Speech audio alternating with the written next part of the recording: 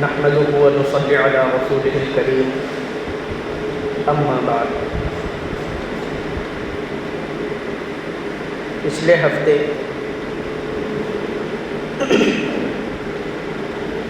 کہ ایک ملک میں جو قرآن کریم جلایا گیا تھا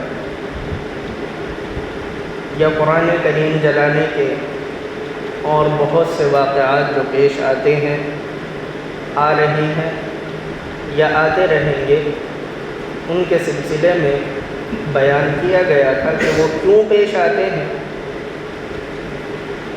کیا مقصد ہے قرآن کریم کو جلانے کا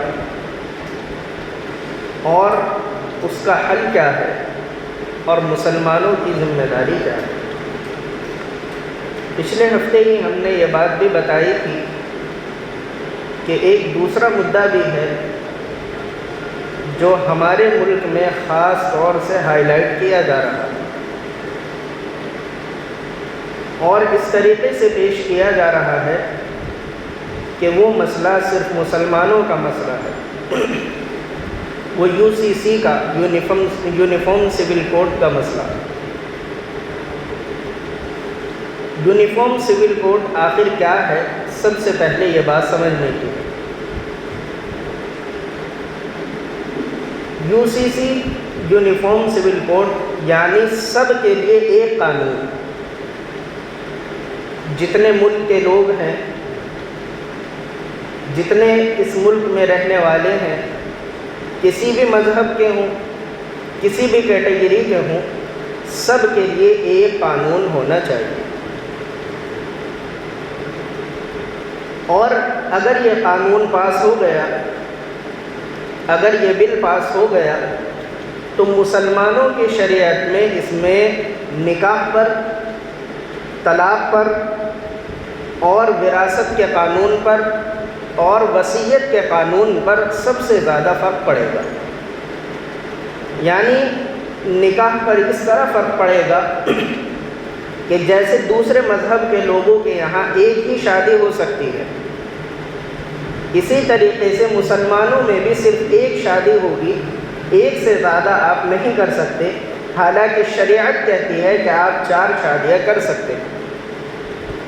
طلاق پر اس طرح فرق پڑے گا کہ مذہب اسلام میں طلاق دینے کا حق صرف مرد کو ہے، عورت طلاق نہیں دے سکتی۔ لیکن اگر یہ قانون پاس ہو گیا تو اس بات کا گمان ہے کہ پھر اس میں یہ قانون بن جائے گا کہ جیسے مرد طلاق دے سکتا ہے، اسی طریقے سے عورت بھی طلاق دے سکتی ہے، یا مرد سے طلاق لینے کا حق چھین لیا جائے گا۔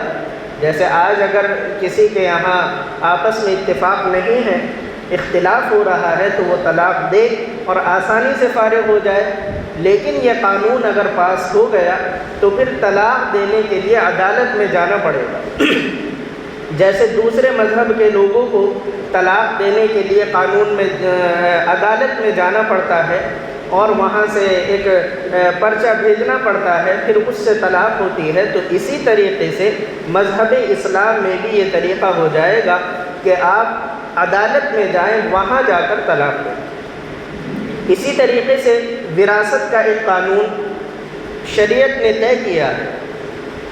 وراثت کا قانون شریعت نے طے کیا ہے کہ ماں کے مرنے کے بعد یا باپ کے مرنے کے بعد لڑکے کو اتنا ملے گا، لڑکی کو اتنا ملے گا، بیوی کو اتنا ملے گا، جتنے رشتہ دار ہیں ان سب کا حصہ شریعت نے طے کر رکھا ہے۔ لیکن اگر یہ قانون پاس ہو گیا تو امید یہ ہے کہ پھر قانون یہ بنے گا کہ سب کو برابر ملے گا، لڑکے کو، لڑکی کو، بیوی کو، سب کو برابر ملے گا۔ یہ ہے یونیفارم سول کوڈ کہ سب کا حق برابر ہو جائے گا۔ دیکھیے، سب سے پہلی بات تو یہ ہے کہ انسان کو زندگی گزارنے کے لیے قانون کی ضرورت ہے۔ قانون کے بغیر انسان زندگی نہیں گزار سکتا، یہ 100% سچی بات ہے۔ قانون کے مطابق زندگی گزر سکتی ہے، اگر کسی ملک میں یا کسی شہر میں قانون نہ ہو تو آدمی کے لیے زندگی گزارنا مشکل ہو جاتا ہے۔ آپ دیکھیں ٹریفک کے قانون ہوتے ہیں، کہ آپ کو اس سائڈ سے جانا ہے، اس سائڈ سے آنا ہے، ہیلمٹ لگا کر چلنا ہے، آپ تیز اسپیڈ میں نہیں چل سکتے، آپ جب کراس کریں گے تو ادھر ادھر بہت سارے قانون ہیں۔ تو قانون ہے، اسی وجہ سے آپ دیکھیں گے کہ ایکسیڈنٹ کے ریشو کم ہے۔ اگر قانون نہ ہو، ہر آدمی کو اجازت ہو کہ وہ جتنی چاہے اسپیڈ سے اپنی گاڑی چلائے، تو پھر اس سے ایکسیڈنٹ بہت زیادہ ہوں گے اور نقصانات بہت زیادہ ہوں گے۔ اسی طریقے سے زندگی گزارنے کے لیے بھی انسان کو قانون کی ضرورت ہے، لیکن سوال یہ پیدا ہوتا ہے کہ قانون کون بنائے؟ قانون کی ضرورت تو ہے، لیکن قانون بنائے کون؟ تو ہر عقل مند آدمی یہ جانتا ہے کہ جس نے انسانوں کو بنایا ہے، انسانوں کی زندگی جینے کے قانون بھی وہی بنائے۔ اس کی مثال ایسی ہے کہ جیسے ایک کمپنی نے موبائل بنایا، اب موبائل کو استعمال کرنے کا طریقہ بھی وہی کمپنی بتائے گی جس نے موبائل بنایا۔ ظاہر ہے کہ موبائل اگر سیمسنگ کمپنی نے بنایا ہے تو اس کے استعمال کرنے کا طریقہ کوئی دوسری کمپنی نہیں بتائے گی، بلکہ سیمسنگ کمپنی ہی بتائے گی کہ ہم نے یہ جو موبائل بنایا ہے، فلاں فلاں چیز اس میں ڈالی ہے، ان کے استعمال کرنے کا طریقہ یہ۔ اسی طریقے سے اللہ تبارک و تعالیٰ نے انسان کو پیدا کیا۔ اللہ تبارک و تعالیٰ جانتے ہیں کہ میں نے انسان کو کیسا بنایا ہے، کیا کیا طاقت اس کے اندر رکھی ہے، کتنا یہ برداشت کر سکتا ہے، اور کیا کمزوریاں میں نے اس کے اندر رکھی ہیں، کیا کمیاں میں نے اس کے اندر رکھی ہیں، یہ اللہ تبارک و تعالیٰ جانتے ہیں۔ تو انسان کی زندگی جینے کے قانون بھی وہی بتائے گا جس نے انسان کو بنایا ہے، اور وہ اللہ تبارک و تعالیٰ کی ذات ہے۔ اب کوئی یہ کہنے لگے کہ سب کے لیے برابر قانون، سب کے لیے ایک قانون، تو اس سے زندگی گزارنا بہت مشکل ہو جاتا ہے، اس لیے کہ الگ الگ کیٹیگری کے لوگ ہیں، الگ الگ لیول کے لوگ ہیں، الگ الگ مزاج کے لوگ ہیں، الگ الگ طریقے کے لوگ ہیں۔ تو اس طریقے سے اگر سب کے لیے ایک قانون بنا دیا جائے گا تو پھر یہ ایک قانون سے زندگی گزارنا آدمی کے لیے مشکل ہو جاتا ہے۔ اب ایک مثال میں آپ کے سامنے بیان کرتا ہوں۔ جب ماں باپ کا انتقال ہو جائے تو شریعت کا قانون یہ ہے کہ لڑکے کو لڑکی کے مقابلے میں ڈبل ملے گا، اور لڑکی کو لڑکے کے مقابلے میں آدھا ملے گا۔ اس پر اعتراض ہوتا ہے کہ ایسا کیوں ہے؟ ایسا کیوں ہے کہ لڑکے کو زیادہ اور لڑکی کو کم؟ یہ فرق کیوں ہے؟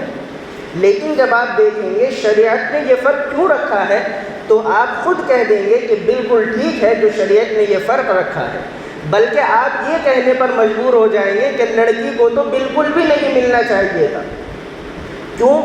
جب ماں باپ کا یا کسی ایک کا انتقال ہو گیا، شریعت یہ کہتی ہے کہ لڑکے کو زیادہ دیا جائے، لڑکی کو کم دیا جائے، کیونکہ شریعت نے لڑکی کا حق یہ رکھا ہے کہ جب وہ بالغ ہو جائے تو شادی کر کے وہ کسی دوسرے کے گھر چلی جاتی ہے، اور جب تک ماں باپ زندہ رہتے ہیں تو ان ماں باپ کی خدمت، ان ماں باپ کی ضروریات یہ لڑکے کے ذمے ہوتی ہے۔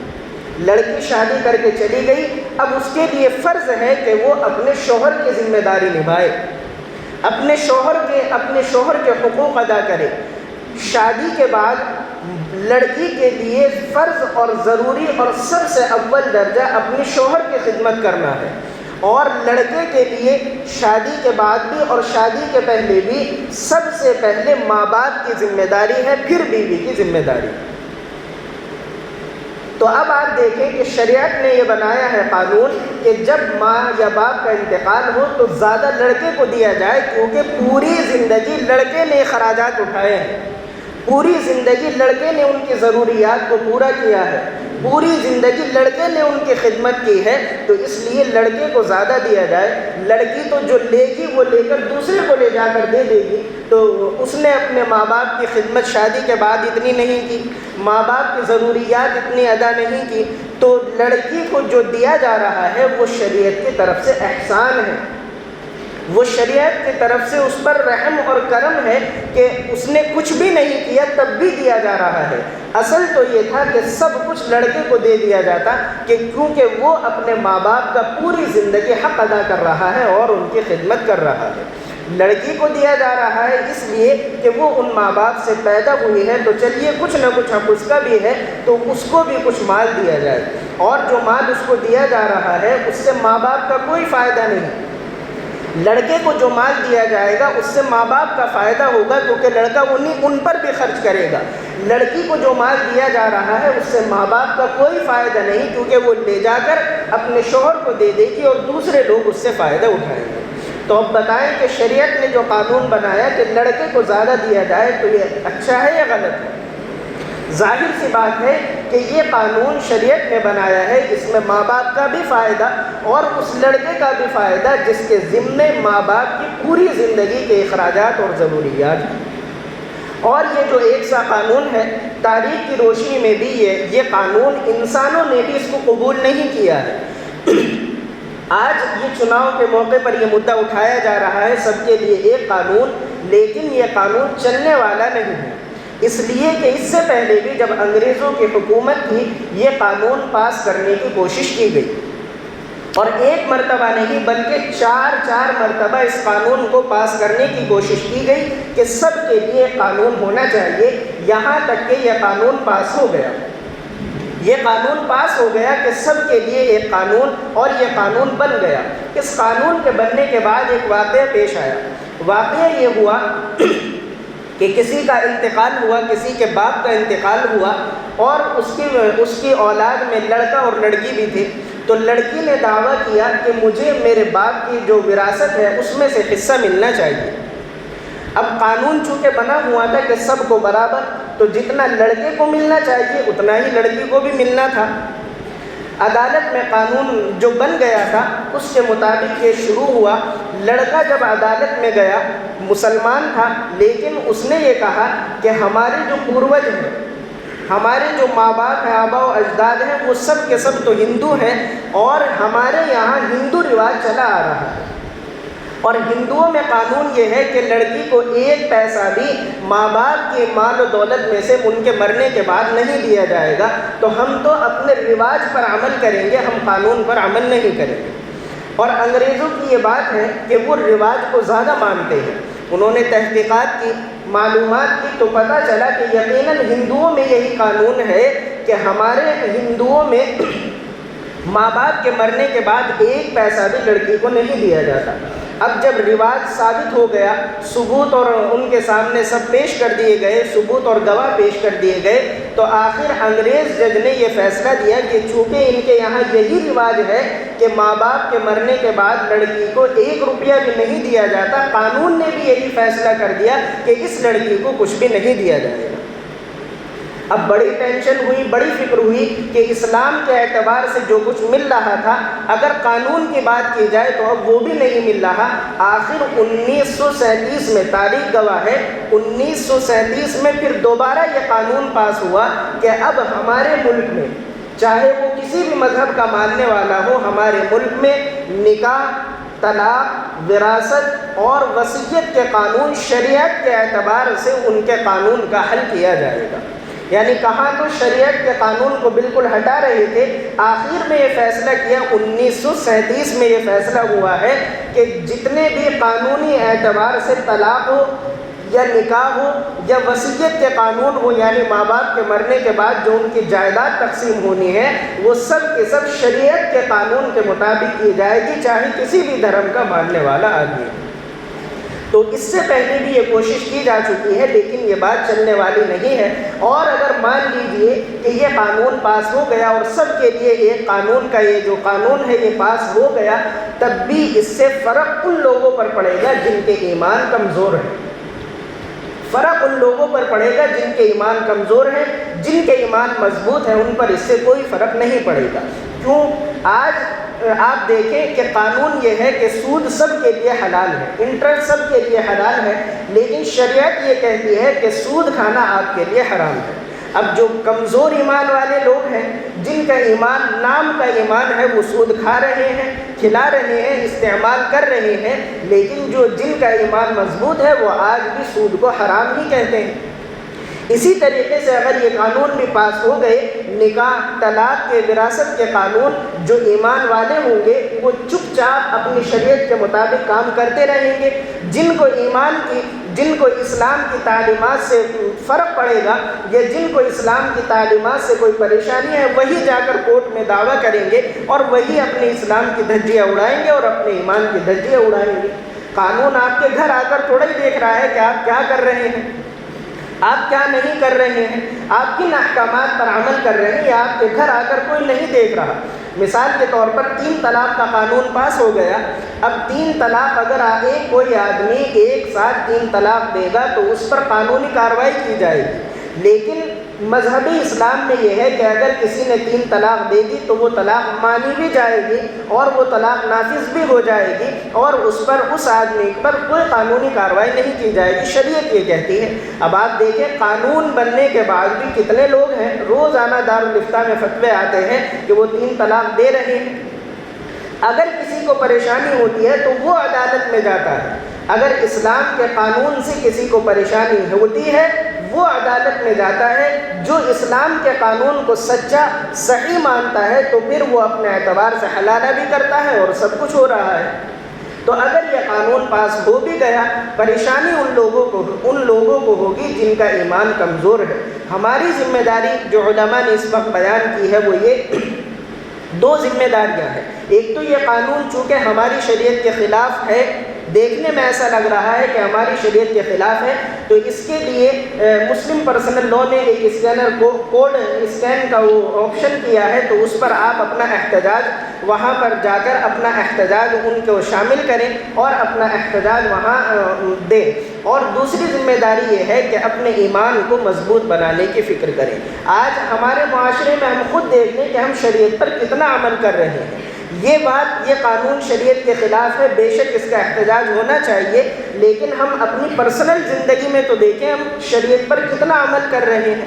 ہم حرام بھی کھا رہے ہیں، ہم سود بھی کھا رہے ہیں، ہم جھوٹ بھی بول رہے ہیں، ہم غیبت بھی کر رہے ہیں، ہم اور بہت سارے گناہ کر رہے ہیں جن سے شریعت نے ہمیں منع کیا ہے۔ تو 2 ذمہ داریاں ہیں، ایک تو یہ کہ اپنا احتجاج درج کرائیں اور دوسرے یہ اپنی زندگی کو کسی عالم دین کی روشنی میں، کسی عالم سے بیٹھ ہو کر اپنی زندگی کو اسلامی زندگی کے اور اسلامی قانون کے، اسلامی احکامات کے مطابق گزارے۔ جب ہمارا ایمان مضبوط ہوگا تو پھر پوری شریعت پر عمل کرنے میں ہمیں کوئی حرج، کوئی پریشانی اور کوئی دقت نہیں ہوگی۔ اور یاد رکھیں اگر کسی کو شریعت کے ایک عمل پر بھی، ایک حکم پر بھی عمل کرنے میں پریشانی ہے تو پھر اس آدمی کا ایمان اس کے دل میں موجود نہیں ہے، وہ ایمان کے حد سے نکل جاتا ہے۔ اللہ تبارک و تعالی ہم سب کو صحیح سمجھ عطا فرمائے۔